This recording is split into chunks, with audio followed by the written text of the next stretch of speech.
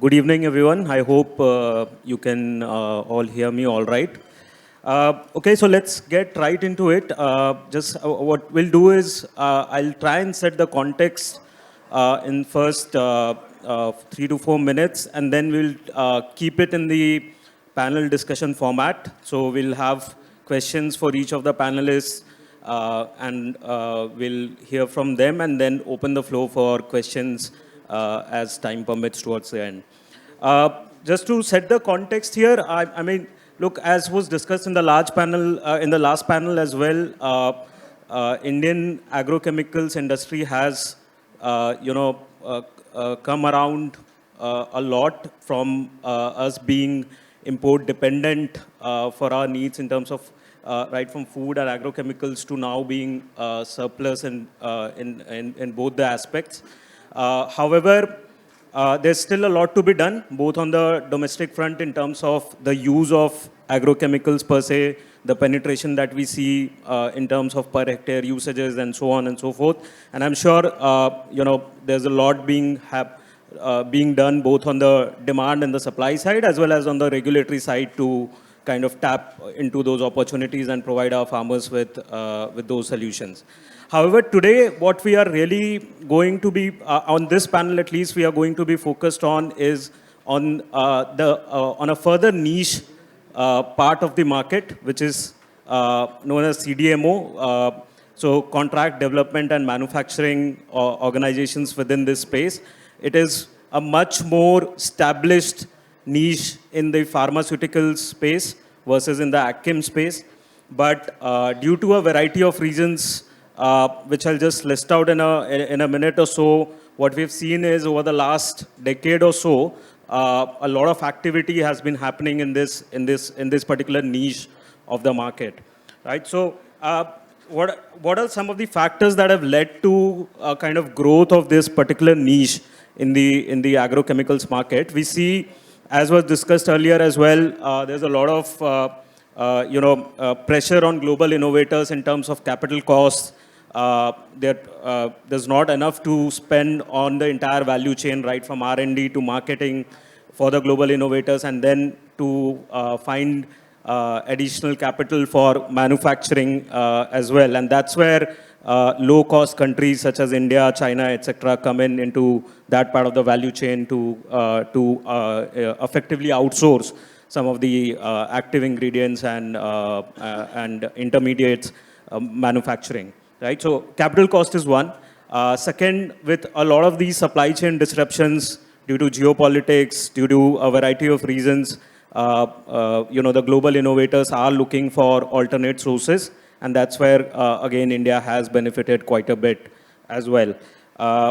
That's more from the demand side. On the supply side, we also see many Indian companies have also grown in size, capability, and recognition, which has helped global innovators trust us and our Indian companies because this particular niche requires a long-term strategic partnerships rather than transactional transactional relationships of traditional supply agreements and so on. So both on the demand side and supply side, the macro has been favorable towards us, and as a result, what we estimate today is the value of CDMO exports from India is close to around $3 billion already, with a couple of companies either already crossing $1 billion in their top line in the unlisted space, one for sure, but then in the listed space, a company very close to $1 billion, and then a few others in a couple of $100 million. And we know this because we, as part of Kearney, we are helping a lot of these companies match to the global innovators as well. So a lot of exciting things happening. And with that, let's jump into a broader discussion. And maybe I'll start with Abhishek. So Mr. Abhishek, if we, from your vantage point, if you can point out how well is India positioned to emerge as an export hub, particularly in the CDMO context? Yep. Thank you. So as far as the CDMO is concerned, first of all, we have to be very clear. The CDMO is basically in two areas. The first area is wherein we are doing contract manufacturing of patented molecules. And the second level is, you can say, contract manufacturing of generics. Now, we are very sure of one thing, that we are able to break the monopoly of China, because in generics, it was the mass production which was actually diverting all the MNCs to go to only China and not to India. So if we see the difference between the new molecules and the generics, we see that there is a big number of CDMO coming for the new molecules. And the major reason for the new molecule CDMO is, first of all, is the protection of the IP rights. The kind of protection which Indian companies are able to give that to the multinationals, that is not being given by the Chinese players, because we all know that China is capable of copying each and everything. And for them, they do not understand what is NDA and CDA contract. So basically, the Indian companies are more preferred in terms of contract manufacturing for the newer products. Number two, you can say, is in a way, Indian companies are able to maintain that trust also in the tough times. So when there was contract manufacturing happening, even in the COVID times, we were able to see that there was a huge jump, because Indians were able to deliver in the toughest of scenario. So earlier, India was being looked after as a second alternative. That, okay, we can take 10%, 15%, 20% in India, from India. But there was huge disruption in supply chain in China, and this has happened now 5, 6, 7 times. It can be based on pollution norms, it can be based on environmental norms, it can be based on the shipping issues. But India was a country which was very stable. And when you are actually doing a contract manufacturing of a new molecule, sometimes price is not important, it's more about the sales loss, which gives you a bigger goosebumps. So India has developed that trust level in terms of the consistency which we supply to the contract manufacturers. And the third and the most important thing which I personally feel here is that when you go to China, you have to open the whole data of a product you want to manufacture in China. If you're going for a 9(3) export only, which is part of contract manufacturing parameter, or you can say the schedule under which you will register a product, it is not mandatory for you to open the process fully. You can give a brief process and get a 9(3) export only registration. And that is why for the newer molecules, the data is not fully open in India vis-a-vis China. So it's very clear that multinationals, they don't want that the data should be fully open, because in China, if the data is fully open, it's very easy to copy and manufacture the product, and that what actually happens there. And in India, because of the 9(3) export only procedure which is available, we are able to do the contract manufacturing in a little hidden way. So these three factors are pushing India as the player. So first of all, it was about breaking the monopoly. Now it was getting the trust.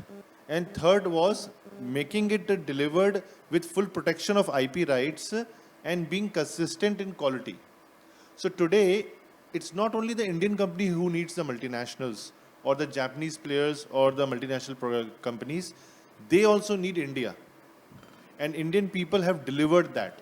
And I think I should thank to the Ministry of Agriculture for this, that the kind of laws they have are in a way friendly to Indian manufacturers. So Indian manufacturers are able to manufacture the product and make it affordable for Indian farmers also and for global market also. So we are here to stay. And gone are the times, if you see the new contracts which are happening more with Indian companies. Because now the number of molecules which are coming in globally in the world are not the molecules which are manufactured 24/7 throughout the year. You don't have product which is being manufactured 8,000 tons, 50,000 tons, 80,000 tons like Mancozebs and Cypers and others. The maximum what a product can be manufactured is 3,000 tons, 2,000 tons. 1,500 tons. And there China is also there, India is also there. So Indian companies are required to manufacture in campaign based. And the kind of ability which Indian company has to change themselves for campaign based molecules that even China does not have. In a way we can say, because they are used to, long-term campaigns and long-term production and all. So I think with more and more norms, the only advantage which I feel China has over India is the support of the government in terms of when you set up the plant. Policy is one way, but when you set up the plant, the kind of support they get from the governor of a particular county. We are talking about, okay, let's say that in India, the government at the center wants that production should grow and we should get revenues. But in China, there is a target of each and every county. So I have been almost 150 times to China, and whenever we go, they say the county governor will come to you immediately and say, what do you want?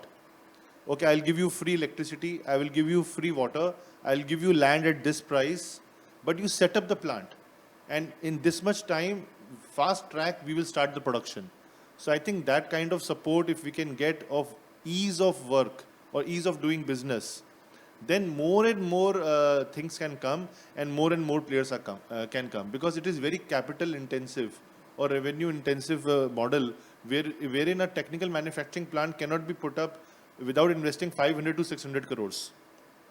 So it's very important the kind of risk Indian companies are taking. The support of the government has been there, and if it continues, we are here to stay in the contract manufacturing business. Thank you. All right, that's very well put, Abhishek. So thanks for that. Maybe, Mr. Harish, I'd like you to come in here as well. And I know you would probably give a contra view to some of these things, but good to hear from you as to, what is the role that both domestic producers, but more importantly, government can play in catalyzing the broader AgChem sector. And if you can touch upon CDMO as well, that would be useful. Thank you, Udeep. Basically, I represent CCFI, which is Crop Care Federation of India. It's an amalgamation of about 50 Indian companies who have their own manufacturing plants in India. So differentiator here being that all of them are here with manufacturing units, plants. They are making products which are made in India, and they are also in a lot of R&D activities. So the first differentiator would be the role of Indian companies in this particular project. And what I'm saying is, this is not a new concept, which concept of CDMO is not really new. A lot of Indian companies and a lot of multinationals over the years have been tying up with each other. Even a smaller company tying with a big multinational, or a multinational finding a small company in India to do their packing or tolling to be activities in India.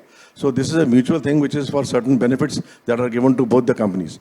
To list out some benefits which Mr. Udeep had already mentioned, but I think which is relevant for agrochemicals would be primarily that you can outsource your manufacturing. That everything you cannot do possibly yourself, as was told in the last session also. So you can outsource your manufacturing, but the only handicap here being that the quality part and the responsibility for your brand is yours. Second is that the entry in the market can be much faster. We're not talking about 1 unit, 2 units. People have here multiple units all across the country on pan-India basis. So you can have something which is logistically closer, which is closer to the market, closer to the shore and the coastal areas where you can get the raw materials, and it can be the product can be launched much faster in the market. It is also very cost effective. It has been seen very clearly that over the years, whenever MNCs were bringing products out here, I'll be not naming anybody, but to say that when these products were brought to India and when they started manufacturing in India, almost about 5 or 7 years back, the cost has come down by 30 to 70%. I have data which has been given to the government, and we personally feel that this trend has to be continued so that Indian manufacturers are able to make something here which is of quality and of higher purity. Now, another point is end-to-end support. When you are doing something with a third party, it is not only third-party manufacturing. End-to-end support, right from procuring raw materials to making technical, the production side, the R&D, the marketing, and the logistics, the end part of it is to their mutual advantage, and we feel that this is supporting each other, which is required in these days. Also, a lot of companies would not have specialized equipment, which is a heavy investment, I was told by Abhishek also, that somebody has an equipment where the capacity is not utilized. So this is an arrangement which can definitely help you to utilize the capacity. And as per our estimate, the industry estimate is that in India, Indian manufacturers have only 65% of the capacity being utilized. 35% is idle, whether it's in liquids, granules, wettable powders, ECs, SCs, etc. Then we feel that the scaling up of production is much, much easier in terms of this kind of an agreement, where you can produce in different locations a same product, or you can have one plant manufacturing only one product. For example, in Sandoz, about 30 years back, 40 years back, they were making dust only in Andhra in one plant to be supplied to the entire country. One plant making for the entire country. Similarly, granules were being made in north so that they could feed the paddy belt and the other areas out here.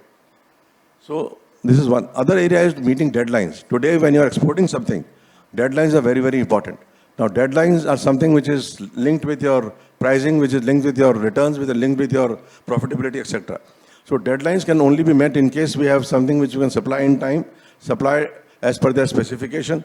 And as was told in the morning also, that Indian exports that have been made, not a single consignment in the last so many years has come back.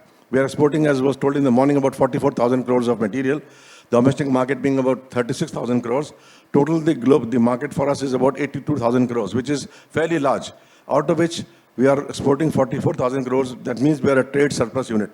Trade surplus is very, very limited to a few industries in this particular sector. We are one of those sectors. We are trade surplus for the last several years. Almost 30,000 crores is a trade surplus for this agrochemical industry. The other part that we can talk about is comparison with pharma and also with biotechnology. These are the two areas where they began much earlier. Pharmaceuticals have been doing a lot of work in this, and even biotechnology, they have been doing a lot of work, where in agrochemicals it is rather new. In terms of agrochemicals, we feel that besides increasing production at one unit, we can have multiple units to meet the requirements, and this is something which is being done by a lot of Indian companies. We have a pan-India presence of our members who have plants right from Jammu when the incentive was given to them in terms of GST and taxation, also in South, also in the coastal areas where you can save on the freight and logistics. Now, introducing new molecules is one area where the Indian industry has been caught unawares. Let me tell you that globally and in India, 93% of the molecules sold are generics. Only 7% is supposed to be new chemistry, green chemistry, whatever you may call it, but 93% generics, and Indians have the expertise and the competence to make them in India, and which is meeting global specifications of all the exporting countries, which are basically USA, it would be Japan, it could be European countries, and also Brazil. So trying to tell you that we make something which is tried and tested. The molecules have been 30, 40 years old, doesn't really matter because the farmers have been satisfied. There's been not a single case where the people have had any kind of a failure in the field. It could be because of excessive or less usage. But molecule per se, we make quality which is meeting global standards. Secondly, we have also observed from our members that the waste generation, which is being done in this kind of arrangement or otherwise, is very, very limited. Of course, we have hassles of pollution board which comes in, environment ministry has to be involved, but then the waste generation, which is one of the major areas which you find in even multinational plants abroad and elsewhere, is very, very limited. The other area which, of course, Abhishek also mentioned about sharing market information. Today, when you have a third-party arrangement of contract formulation, a lot of information is shared, formally or informally. This is to an advantage to either of them. Either it is not to be made public, or you feel that it is something which can be copied, finally so. But Abhishek, one thing I must tell you at this point of time, that you have been to China so many times. I've been there only twice. I personally feel that the phobia of China in India is slightly dying down. Whether it be electrical goods, whether it be anything else, the fear of China is gradually dying down. And that's something which I'd like to convey very vehemently here, that at least for agrochemical industry, over the years we have found that the imports have been limited. The only reason why I feel one is volume of scale in China, that's number one. Number two is they are giving a hidden incentive of 13 to 16% for exports made from China to India, which has been given by the government or by the state governments, whatever. So this is something which is putting us to a disadvantage, for which we have got some suggestions which I'll conclude in the end. But I personally feel that today the phobia of China is dying down, and I think I must convince you here very vehemently that agrochemical industry is all geared up in terms of capability, in terms of quality, in terms of our capacities available to meet any kind of a requirement which is not only met for the domestic industry, but also completely met for the exporting countries. The concern here is also for environment. Whether it is a bigger company or a smaller company, multinational or Indian company or a small-scale company, environment factors are coming in a big way. The pollution norms which have been here in India are much, much stricter, I repeat, as compared to Europe or even other countries. In terms of seed discharge, we have got norms which are absolutely rigid, not at all flexible, which gives Indian companies some kind of a disadvantage, which is not comparable with the European countries. Now, in terms of expand R&D, another notion which was talked by in the last session, they referred to my name and talked about R&D. I could say very vehemently that R&D done by Indian companies is also there. They've got their own labs, they've got their own equipment, and R&D does not mean only equipment. It could be in terms of land, plant, machinery, manpower, scientists, trials to be done, and the results to be collated. Whereas when we talk about global companies, it is normally talked about $1 billion spent globally. That does not give any advantage to India per se. India may be a small percentage out of this total expenditure, but we have no figures to calibrate how much is expenditure made by MNCs in India under Indian conditions to try out these molecules. So that's one area where we feel. Secondly, there's also a dispute which comes in between two words, innovation and invention. Yes, Indian companies are not innovating. I'm not inventing. But MNCs are the ones who have been inventing this, and they've been finding ways and means to give it to different countries. It has been also happening that India has been at the end of the ladder in the sense that they have launched these molecules all across the globe, and then they come to India after 10 or 15 years when half the shelf life of the molecule is gone. Where we feel that Indian companies, and I'll name some companies which have been doing this work. One would be Bharat, one would be Nagarjuna, Deccan, PI Industries, Anupam Rasayan, Godrej, and a lot of other companies who have been doing this kind of work for the last several years. And we feel that this has been a very working well model, and innovation has been done by them.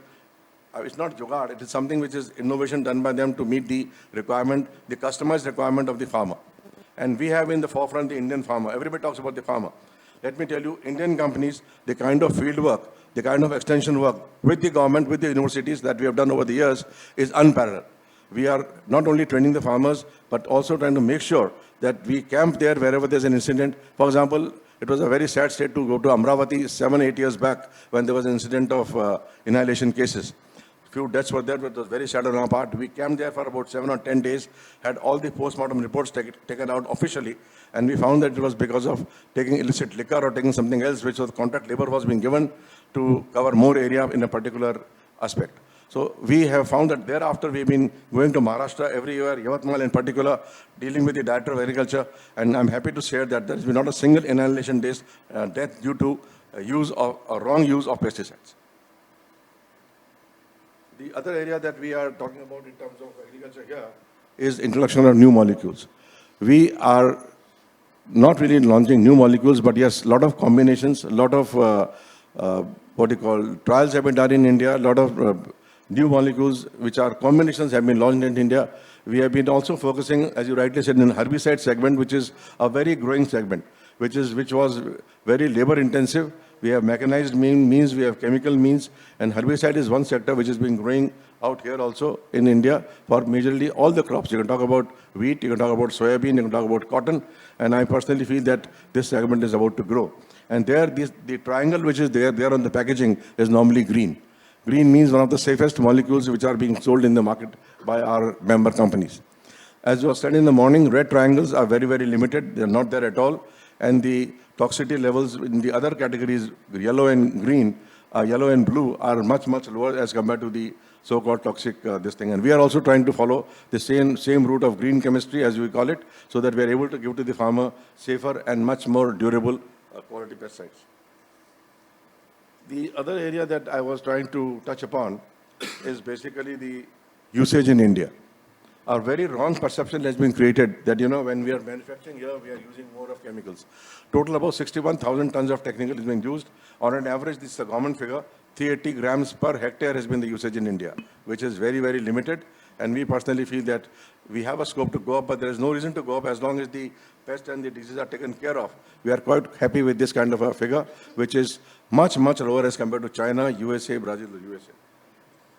We also feel that we are able to invest a lot of money in R&D. Some figures were shared which may be or may not be correct, but then we personally feel that the investment by Indian companies in India in logical Indian R&D is close to about 5% of their total turnover, which is fairly large. It could be lower, it could be 3 or 4, but doesn't matter. My estimate is, with the figures that I've had with a lot of my member companies, including Bharat and including other companies, we are reinvesting, plowing back the profits into R&D out here. The other areas of which we can talk about would be in the concluding part. At the moment, I have only said that the Indian companies, repeating again, summarizing the whole thing, are capable in terms of their quality, in terms of their capability, in terms of capacity to make something to meet global standards. Thank you very much. Yep. Oh, thank you. Thank you very much for those comments. Maybe I'll come to Mr. Arush, you and, talking about bridging the gaps and, taking advantage of the macro trends, including the supply chain disruptions globally, right? And we see there are some regulatory advantages vis-a-vis China. There are some, maybe talent related, the amount and the fullness of our people, etc. That is their ingenuity in terms of our processes, etc. But there's also a role that technology plays probably in terms of bridging the competitiveness gap vis-a-vis the global majors. So what, in your mind, what role does technology play today and going forward as well? How it can help Indian producers and Indian AgChem industry grow, particularly in the CDMO context? Sure. Hello. So, Udeep, and that's a very valid question. Tech, AI is a buzzword these days. It's a common saying that you add AI to your domain name or your annual report, your valuation goes up by 20%, 50%. But this is one industry where I feel the penetration of technology is still lacking a lot, and all of us in the industry agree to that. We are a fairly new company. We started 3 years back, so we did not have that legacy. But what we realized, if we have to grow fast, we can't do it without the tech. So we'll talk about role of technology in the entire AgChem value chain, be it the final product or be it the intermediates at the contract manufacturing space. When we started Covvalent, we looked at tech in 3 different phases as we'll grow. And I think that's fairly applicable to the industry as well. Tech can play a support role, a support function. Tech could be an enabler to this industry, or tech could be a front runner to the industry. So this is how we look at tech and the 3 different phases in which we are growing. And I'll talk about each of them individually. As a support function, which is fairly ingrained, fairly penetrated in most of the organizations, we are using technology to carry out our day-to-day tasks. It could be using softwares like Salesforce, SAP, sort of to move away from Excel and do things more on a cloud basis, so as to ease the task. But that's the simple role. It's just supporting you in your day-to-day task. When I talk about tech as an enabler, that's something wherein tech can play a very important role in doing everything, whatever we are doing it much more efficiently, which I feel is to a large extent lacking in the industry. I'll tell you a small example. We work with multiple international clients, both in agrochemical as well as pharmaceutical spaces. They have this one particular requirement that we would love to see the entire supply chain. Even the basic feedstock, folks in US would have a requirement that you are not purchasing feedstock from a sanctioned country. So it's a very small use case, and if you see in the consumer world, companies like Amazon and everyone else, they've solved it pretty beautifully. But I think that's one space wherein technology has not yet penetrated, because of which a lot of things, actions, activities that we are doing are still happening manually. I think that's something we are heavily investing in. We are building a team which essentially builds this tool to automate the processes going ahead. So that's the second function, and future is where I talked about tech plays a front runner role. What do I mean by that? And we were talking about molecule discovery and multiple other discussions in the previous sessions also. Abhishek also touched base on that. If you read BASF's annual report, they've been working on a supercomputer called Curiosity for the last 5 years. And the idea is to develop computing power so much that the protein structures can be developed using that technology, which is essentially the use of AI and ML in our industry. I think that's where we are completely far away from. We've not even ventured into that space as a country. So that's the final stage when tech essentially starts opening new doors for you, when tech essentially expands the pie for you.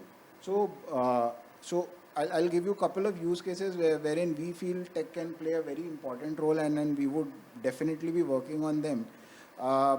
Any molecule that we get, the very first step R&D team does is they'll start looking for a different route of synthesis. They'll create a spider net. They'll figure out costing.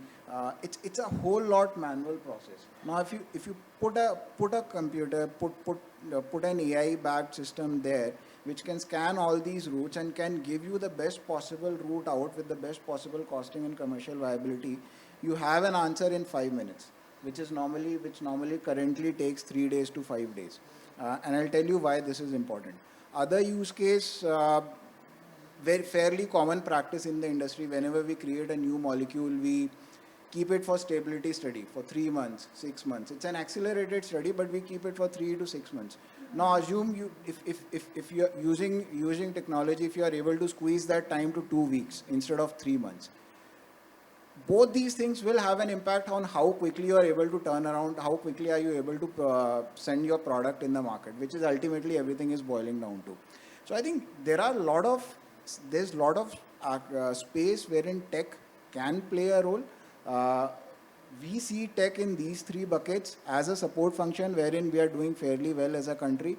When it comes to an enabling function, I think some part of the industry has or at least I would say the larger companies have opted some bit of automation there, but the mid and the small scale industry are still far away from that, and even in the enabling function, there's a lot of scope wherein we can bring in more technology, and eventually, if we have to become a superpower in the chemical industry, not just agrochemical, in the entire spec chem industry, I think tech will have to become a front runner, and we'll have to start figuring out what new opportunities can tech bring to us. Very pertinent, Arush, and I mean, when you were speaking, I could relate it back to one of our clients whom we are actually currently supporting, and one of the problem statements that we have is how do we be more responsive to the global innovators in terms of when an inquiry comes as a CDMO supplier, from the time that an inquiry comes and there's already a backlog, given the investments into the scientists, etc., that we have at this stage, it all piles up, and how do we get back to the customer in a defined period of time, right? And sometimes it takes a client almost 30 days. So something like what you are suggesting can really accelerate and enhance the value proposition of Indian producers. Absolutely, and I'll quickly, and this is one feedback given we are talking about China and India. Whenever you're talking about chemicals, you can't ignore China. This is one feedback that we've received from few of our international clients, especially in the US, that the turnaround time with the Indian companies is slightly higher as compared to the Chinese companies. So that is something for us. We take it as a feedback. That is something as a country we need to work upon, is how I see. And tech can help us do that. Yep. Oh, absolutely. Great. So just moving on a little bit, the nature of CDMO business is such that it requires intensive partnership. It's not, as I was saying earlier, a transactional sort of a business where you produce 10 things and then you put it out in a catalog and then wait for customers to turn up, or you do active BD. But it's more of, almost one product, one customer, strong relationship over the years sort of a thing, right? And then you serve a particular customer with a bouquet of products, and then you have to be flexible in terms of the the basket of products that you supply, the volumes of each product that you supply, and also the the timing, the phasing, and so on and so forth. So it's a much more strategic sort of partnership there, and you do it well for a number of years, and then you start getting into the good books, so as to say, and become a tier one supplier, and then get into early stage molecules, and that's where the real juice is ultimately. Right. Now, in that respect, and by the way, some of the Indian companies are already kind of reaching to that stage. With this, in this context, Abhishek, and then probably I'll open to others as well. In this context, as a second order effect of this, right? And this obviously is a large business, large and growing business opportunity. As I was saying, it's already 3 billion plus, growing double digits. Won't be a surprise if we add another 3 billion on top by the end of this decade, just on the CDMO side. So there's a lot of opportunity. But then that's on the business side. But as a second order effect, it will have a lot of rub-off effect on Indian companies in terms of capabilities, in terms of how we do business, our ways of working, the processes we set up, and so on and so forth, right? Would you like to comment on some of those aspects? So as far as the partnerships are concerned, we are seeing a lot of partnership of multinationals and Japanese players with the Indian company. I will not say there is any competitor, but there are a lot of peer Indian companies who are doing the work, what we are doing also. Today, we have set up a joint venture with a Japanese firm, Nissan Chemical. So this is for the first time that a Japanese player has not gone to China, but it has come to India and set up a technical manufacturing plant in India with an Indian company in JV for the new patented molecules. So that company is called Nissan Bharat Rasayan Private Limited, where we are manufacturing only patented molecules for Nissan's global requirement. So this has not happened earlier. So as far as capabilities are concerned, the trust is concerned, and the delivery is concerned, what I have spoken earlier is immense as far as Indian companies are concerned. So we are seeing a lot of such JVs, lot of such contract manufacturing, long-term tie-ups coming up already in India. If you see the pipeline confirmation which these contract manufacturing players have, let's talk about SRF, let's talk about Vinati Organics, Anupam Rasayan, Aarti Industries, or PI or Deccan, we see that the pipeline confirmation they have is for 10 years from today, or 8 years from today, or 5 years from today. So we have delivered time and again, what Mr. Mehta was also saying, that Indian companies are now no, second option. We are actually the first option now. And we have done it. So the amount of money which has gone in setting up this plant only for initial 2 molecules for 3 years is 450 crores. So we got 150 crores. It's all in public domain. That's why I'm saying 150 crores we invested, and 300 crores we got from Japan for less than 1%. That's the rate of interest they give, to you. So that's the advantage, So I think if we are able to again get these sort of things done, you will see a lot of joint ventures coming up. And since the ecosystem in India of qualified good contract manufacturing players is not more than 20. It's not more than 20, vis-a-vis China 400 plus. So these 20 companies have immense opportunity today. And they are here to stay. Most of them are definitely the members of CCFI. And these companies are investing fully in contract manufacturing, in R&D, in making the products. See, today we are not only helping these multinationals, again I will repeat, to make the contract manufacturing of a new molecule. We have made the price cheaper for a generic molecule in India. So what is being given to the Indian farmer is at a much more cheaper price than what it was being given when these formulations were imported in India. Now these products are manufactured in India, and we are giving the formulation to the multinational in India only. So the collaboration is happening in all aspects, in generics, in contract manufacturing, in very, very new molecules, okay, and in even setting up the technical manufacturing plant. Now, there is also a joint venture in R&D. We see that a Japanese company is having a joint venture with the Indian company for developing of new molecules. Although we say that the molecule is being developed by a Japanese player, but it is the Indian scientists who are working on that. And 2 or 3 such molecules are already developed. So the joint venture or the contract manufacturing joint venture is already happening in different spaces. And India is doing a great job, I should say.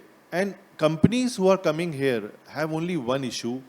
As I said initially, it's capital intensive and in some way ease of doing business. Some extra support, what he said, 7 to 13% is the incentive of export vis-a-vis 1% we get in India. And for getting 1%, 0.5% is the expense. So you can imagine 70 to 13% export benefit to a Chinese company.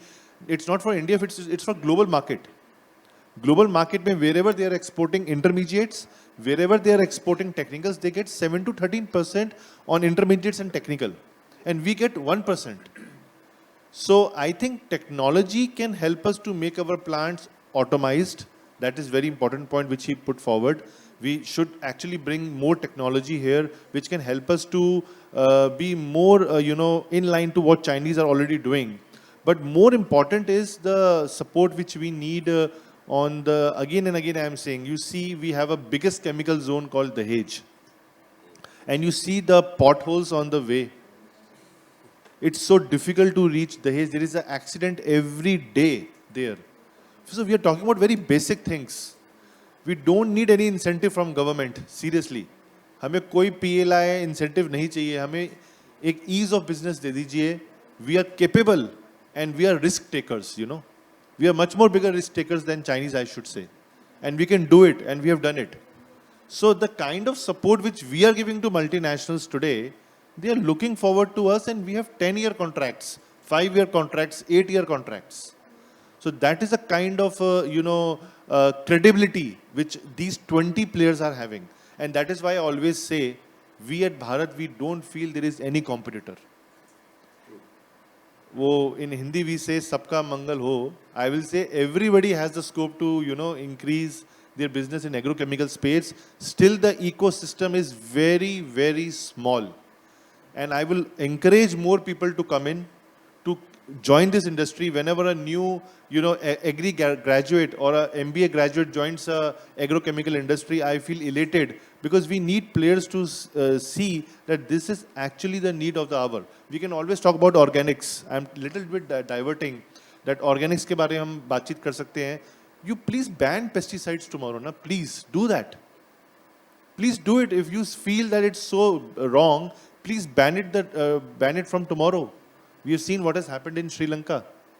So I think there is a respect also which needs to be given to the agrochemical industry, the kind of yield we are increasing, the kind of work we are doing for the Indian farmers, and we are becoming net exporters of food grains also now. Earlier we were only importing for survival. So I think agrochemical industry has a very, very big role in that, and a lot of new molecules are coming. Somebody was mentioning 1,400 molecules registered globally, in India only 300, 400. Let them bring it. What's the problem? Whatever they have brought till today, they have earned money. They have grown. It is their own prerogative that they are not bringing the molecules. It has nothing to do with Indian regulatory or data protection. I am very sorry to say that. Let them bring it. They are not bringing the molecules. They should bring the more and more molecules to India. It's the strategy that old generics should only be there in India. And they should mint, or it's a wrong word, but I don't want to say much on that, but they can bring those molecules. Only 3 years data protection will not stop them from being a new product in India. They are losing 20 years of more profits which they can get, So I think more and more products should come to India by multinationals, and it will come. Earlier, India was not a strategic country. Now they have seen that in this tough time, in last 2 years particularly, Brazil has failed, US has failed, Australia has failed. Today, if you see the balance sheet of all agrochemical companies across world, the companies who were present in India are able to have a positive side from India business only. And all other businesses have negative profits. So that is the role which Indian agrochemical industry is playing, and we are really supporting not only multinationals, but we are also supporting Indian farmers by bringing newer products to them in a very time-bound manner. He just said that the turnaround time. Maybe in tech part, it is the case. But turnaround time in India is so fast for contract manufacturing. You get a 9-3, the government of India will give you 9-3 export only in 30 days. 3-0. If you have the capability to manufacture, in 1 year, you can start contract manufacturing. Vis-a-vis 3.5 years, which Chinese company will take. I'm talking about new product contract manufacturing. We have to go deep inside the regulatory framework, which is very easy for export only. It is very tough for India alone because of the bioefficacy data which is involved. But if you talk about contract manufacturing for export only, in 30 days they will give you TIM registration. And you can, if you have the capability, if you have the data with you, you can start export to the global market fastly. Last point, 3 to 4 reactions which are very, very critical now in contract manufacturing are fluorination, phosgenation, and Grignard reaction. So these 3 reactions are having a lot of new molecules of Japanese players, a lot of new molecules of these BSFs, Bayer, Syngenta, FMC, Adama, all these players. So if we are very strong in these reactions, a lot of new molecules we can manufacture for the global market. Very few, 4 or 5 limited players are having capability of doing it at a very huge mass scale. And there are maybe 50, 60 players who can do it in China, legally or illegally, whatever, Because in China, there is always legally what can happen and illegally what can happen. In India, everything is legal in that way, you can say. So I think we have to be very proud of our industry, the way we are working. And this joint ventures, you will see much, much more with Indian companies rather than Chinese companies. Chinese companies' joint ventures are majorly because of the economies of scale of generics. But new chemistries are coming to India only. And as far as Japan is concerned, I can say 70% new technologies are coming to India only. Thank you. Thank you, Abhishek, for those passionate points. Maybe, concluding remarks from both of you, Harish, Arush, and then... Well, I would not say concluding remarks right now because there are 2 things which I wanted to highlight here, which are indirectly connected with the subject. One is that Indian companies have done a lot of job creation, something which we totally miss out. We talk about technicals, we talk about imports, we talk about farmer training. We have almost 3.5 lakh dealers and distributors in the country who are all fed by mostly by Indian companies, where we have the QR codes on the packing, we have the traceability, and we have had no problems in terms of quality. So we are giving a lot of employment. We have almost, Abhishek, maybe 2 lakh people in the field. Temporary people, 10th pass, 12th pass, whatever. We are giving them employment, training, and it's kind of a continuous job which is being given by the distributors. Companies may not keep them on their rolls because of legal hassles, but we have them on the rolls of our distributor who are being kept throughout the season. Rabi, Kharif, both are equally important now. Earlier used to be that Kharif used to be the major 75% business was Kharif, and then 25 was Rabi. Now that things have changed because of herbicides coming in wheat, etc., we have almost 60-40 ratio, which is keeping the boys employed in the field, which are doing basic grassroots work, which has been not done by any of the other companies. Now, we also feel that we have here another wrong perception, which I'd like to clarify with very people who are left here, which has been talked since morning. And I was waiting for this chance to convey to you very vehemently that it has been proved by our RTIs filed in the last 10 years, with 25 states growing majorly all the crops that are grown in the country. We have had a feedback from the government departments through RTIs written in black ink saying that only 1.171, I'm repeating it for your benefit in front of anybody out here, is 1.171% of samples which have not met specification. This has also been answered in the parliament by Mr. Tomar earlier, and we have our own data too, which has come in writing. It's a built dossier the last 10 years that we have collected, and I take a lot of pride in saying that the word spurious is not in the act. People may talk about it just to confuse you. There is no such word as fake, counterfeit, spurious in the act. It only talks about misbranding. And the other one is not meeting specification. So the figure is 1.171% of the samples drawn of all large and small companies across the country by major agriculture growing states, including places like Sikkim, etc., the total percentage is 1.171 of samples not meeting specification. So I personally feel that what we are giving to the farmer, what the companies are producing here, is very high quality. In fact, what they are importing something here, there's no check on the technical. You may make formulation and import here, which can contain expired material also. There's no check in the country. Whereas when we export something here, everything is checked at the port here and also at the consignee's place. So what I'm trying to highlight here is that two things are happening here. One is job creation done by the Indian companies. And number two, the quality, which is consistently matching global standards in terms of purity profile, in terms of efficacy, in terms of whatever. Packaging also.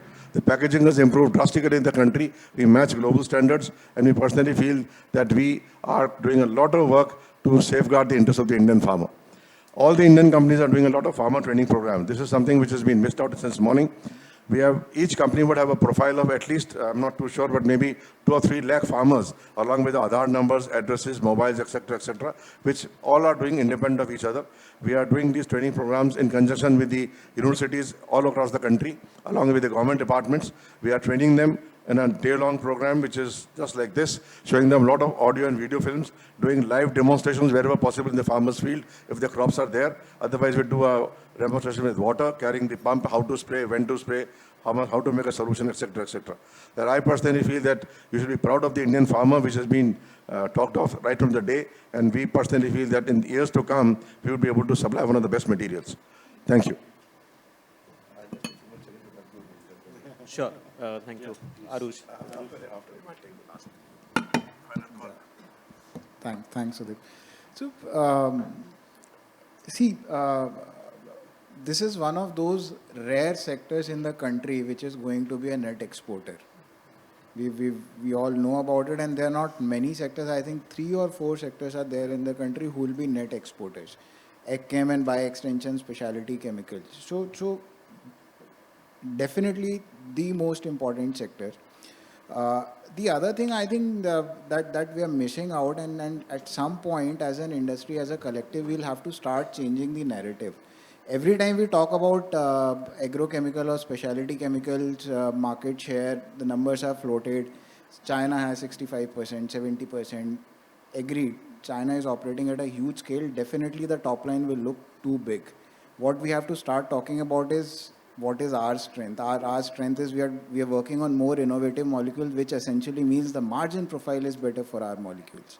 So I don't have the numbers, but if we go and check those numbers, while we may not be matching China on a top line scale, but at a margin scale, we are definitely an important player, which is why all these innovators are coming to India, both in agro and pharma space. I think so. So at some point, as a collective, we'll have to start changing this narrative, and instead of being viewed as an alternative to China or as an option to China, which Abhishek also talked about, I think India needs to find its own white space. Where do we operate? Where do we sort of play on our own strengths? What we as an industry very clearly know that China has a huge scale. We cannot compete with them on scale. We cannot compete with them on cost. So why even go after such a scenario? Two things I think becomes very important for us, and I briefly touched upon in the tech bit as well. I think 2 things very important that we as an organization are focusing, and would love the entire industry to focus on. One, we have talked about time to market. Time to market is becoming the most critical aspect. That is our strength. We can turn around molecules, we can manufacture molecules at a rapid pace. Why don't we leverage on that? Why don't we introduce more technology? Why don't we introduce more automation in our plant so that whatever we are giving into the market is in the most efficient manner? So I think that's one thing I would say we as an industry should look forward to. The second thing is, yes, we are investing in R&D. While from the global standards, it would be around 8 to 10%, we are around 3 to 5% range. There's still scope, but what is still not happening is the investment is still happening in the more conventional side of chemistries. I'll tell you an example. We were looking for few talent we are investing in the flow chemistry, and we were looking for a talent to come and help us build that infrastructure and build that capability. Currently, that capability is lacking in the country. Where do we get that? We get that from the innovators. To the earlier question, we need to do much more collaborations with such innovators so that know-how comes in the industry.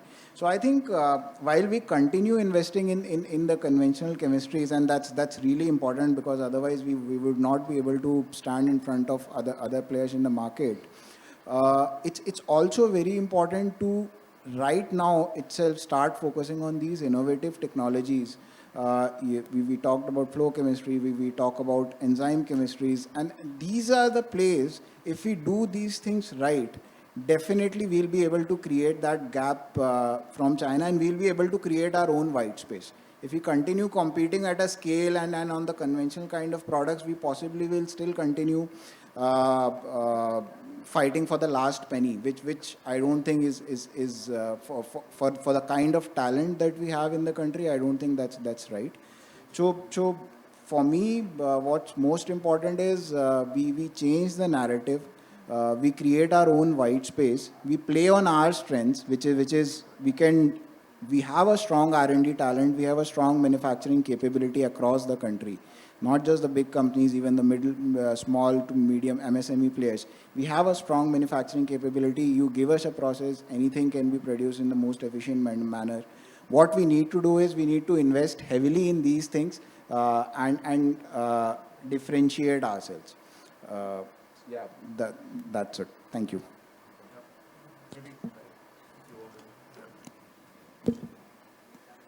Gentlemen, another area which needs to be discussed, which is my concluding remark, is that today, when talking about exports, we are very gaga about exports. What happens to imports? Imports have grown almost 50% in the last 5 years. Today, we are importing almost 14,000 crores worth of material which is coming to India, as against domestic demand of about 36,000 crores and an export of 44,000 crores. So the trade surplus is 30,000. But what can be done to reduce imports? We talk about imports from China, from other countries also, and imports from those countries where they have no production. You will find that something is moving from China, it comes to Hong Kong, Singapore, which are only place for storage. On the way, we have taken this with the government, and we are taking it very importantly as an issue, that number one, these products which come in, out of 1,100 products which are manufactured in the country, in the sense that technicals are about 300, and maybe formulation another 800. So 1,100 products are there which are imported. Each one should have an HSN code, a specific code to specify what is the molecule. In the custom tariff, which Abhishek can correct me, we have just about 57 of them out of 1,100 molecules that I've talked about, and formulations and technicals. We have only 57 listed in the current custom tariff. All others come under others category. Others category means no specification, no main methods of changing or checking the specification. It comes in the others category, where we have taken up with the Chemical Ministry and the Commerce Ministry to say that in this next budget, if it comes through, we are making an effort. For the last 2 years, we are at it, that each molecule coming to this country should have a specific HSN code, IUPAC, and a CAS number, so that we can easily identify the source, the quantity, the molecule, etc., which is not happening at the moment. That's number one. Number two, we must understand that we are now a champion sector. That is okay. We have been there for the last 3 years now. Nothing great has happened. But we feel that if a PLI scheme is given to us, a production-linked incentive scheme is given to us, we expect an investment of about 13,000 crores in the next 3 years by Indian companies. A lot of investment has been made, which is being deferred. They may not give you from back date, but we have been talking with the Ministry of Agriculture, Ministry of Commerce and Finance, saying that PLI scheme for agrochemicals should be given from a back date for whatever is produced by Indian companies in India. It is not for imports, not for importing formulation, or not for getting formulation just for repacking here. We are talking about actual production here, on which incentive can be given for making something beyond a certain norm which is fixed by the government. So these are two things where I personally feel. And thirdly, to give you a background of this, the custom duty today on importing technical is 10%. Fine, you bring it here, you formulate, you make into a sprayable liquid, and you do it. But when you import a ready-made formulation, nothing to be done. No value addition, no labor requirement, no plant required. You just bring a big drum, pack in a small bottle and label it. The duty is also 10%. So if technical and formulations both have a duty of 10%, what is the incentive for man to put up a plant here? So what we have been saying that there should be a delta or a difference of at least 10% in import duty or custom duty when you are getting technical and we are getting ready-made formulation. Formulation, of course, has to be higher. So our plea has been to maintain a delta of 10%, which is again pending for the last 2-3 years. It does not come in the last budget. But what we are working on these three issues very meticulously just to favor out the Indian industry. Thank you very much. Thank you very much to all the panelists. Maybe I'll just take a quick minute to summarize all that we discussed, and then if there's time, we'll take questions. If not, we'll probably wrap up. But very quickly, I mean, see, CDMO as a space, while being niche, we clearly can establish that there is a lot of opportunity that is there, that is out there for Indian companies, Indian producers to be had. On the demand side, there is a lot of demand and appetite for Indian producers from global innovators because of a variety of reasons, be it China plus one, be it their own cost pressures, be it their balance sheet issues, and so on and so forth. On the supply side, as discussed by the panel, there is a lot of risk-taking ability with a lot of players in India.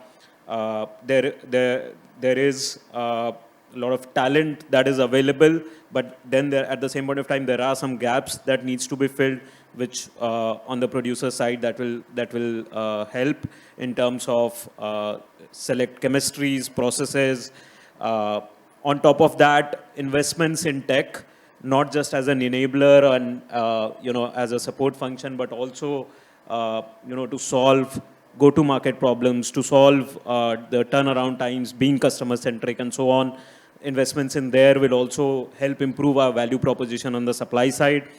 On the regulatory side, while some things are working well, like IP protection regime in India, it is definitely providing us an edge over China when it comes to molecules, early-stage molecules and so on. But then there are other things ranging from basic infrastructure to harmonization and classification of various chemicals, the custom tariffs, as well as basic infrastructure and so on, which if rationalized will further kind of help us. And I guess that's the nature of the beast, which will keep the kind of the debate going. So thank you again to all of you for listening patiently, and thanks to all the panelists, and thanks to ICN for the opportunity.